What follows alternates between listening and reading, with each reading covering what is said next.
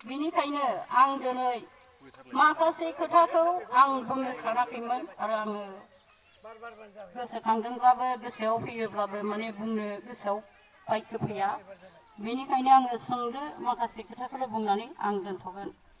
आं दिनै बुंगोन गिबियावनो बेखौ गायसनजेननाय जोंहा मुंख्लं थिजेन मामाय आरो लोगोसे आंनिनो बियादै खामफ्लं बिथांखौ जोङो गावराव होननानै गाबज्रियो, खिन्थु बिथाङा डिस्ट्रिक्ट महरै खामफ्लं होननानै गाबज्रिजायो।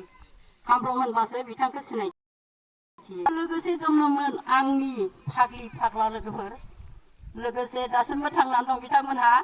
बे फिरफिलाखौ उरायहोजेननाया कामेस्वर आरो लोगोसे दा जोंहा दङ जानानै जोंहा मामाय दिनार आरो लोगोसे मुंख्लं जानाय जोंहा बाजै रमलि बिथांमोनहासोमोन जोंनि नैबे खावैबिलि गामिनि गिदिर थोजासे फिल्डआव।